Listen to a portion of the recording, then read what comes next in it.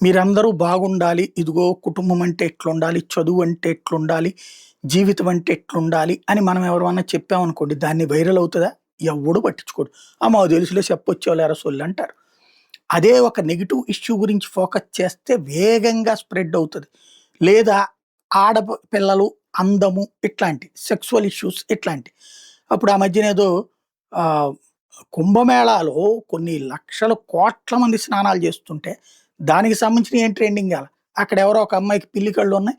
అందంగా ఉంది. మొనాలిసా కంటే అందగత్తె అన్నారు. ఇక ఆ అమ్మాయిని వైరల్ జేసి, ఎవరెళ్ళిన అమ్మాయితో సెల్ఫీలు దిగడం బిగించేసి, అది కాస్త పెద్ద ఎత్తయి చివరికి ఆ అమ్మాయిని సినిమాల్లోకి తీసుకొని తెలుగు సినిమాలో గూడా నటిస్తోంది.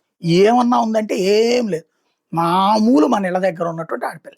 పోనీ ఏ స్పెషల్ టాలెంట్ ఉందంటే ఏం లేదు. పూసలు అమ్ముకునే అమ్మాయికి అట్లాంటి ట్రెండింగ్. అట్లాగే ఇక్కడ కూడా రకరకాలైనటువంటి ట్రెండింగ్‌లు అంటే పాజిటివ్ ట్రెండింగ్ కంటే నెగెటివ్ ట్రెండింగ్ ఎక్కువ నడుస్తుంటది. ఇప్పుడు 2 అంశాలు సెన్సేషనల్‌గా ట్రెండింగ్ నడుస్తున్నాయి. ఒకటి 'ఐబొమ్మ రవి'. 'ఐబొమ్మ రవిని' తిట్టుకునేవాళ్ళు ఒక వర్గం. సినిమా హీరోల యొక్క ఫ్యాన్సు, సినిమాల అభిమానులేమో అతన్ని నెగెటివ్‌గా చూస్తున్నారు. అదే సందర్భంలో సాధారణ మధ్య తరగతి పేద వర్గాలు ఈ సినిమా రంగంలో గతి లేక సినిమాలు చూస్తున్నాం అనుకుంటూ, ఆ సినిమా రంగం మీదన, సినిమా హీరోల మీదన విరక్తితో ఉన్నటువంటోళ్ళు అతన్ని అభిమానిస్తూ, సపోర్ట్ చేస్తూ, కోట్స్ చేస్తున్నారు. ఈ ఇద్దరి ఇంపాక్ట్‌తో అతను రెగ్యులర్‌గా ట్రెండింగ్‌లో ఉంటున్నాడు గత కొన్ని రోజుల నుంచి.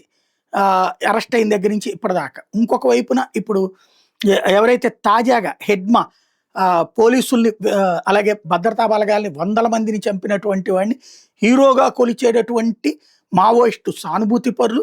అదే సందర్భంలో అతను దుర్మార్గుడని, అతను ఎట్లాంటి దుష్కృత్యాలు చేశాడో చెప్పేటటువంటి మావోయిస్టు వ్యతిరేక హిందుత్వ భావజాలికులు. ఇద్దరూ ఒకళ్ళకొకళ్ళు దాని మీదన చర్చ జరుపుకుంటూ ఉండటంతో అతను ట్రెండింగ్‌లో ఉంటున్నాడు. ఈ ఇద్దరే ఇప్పుడు ట్రెండింగ్ అనమాట.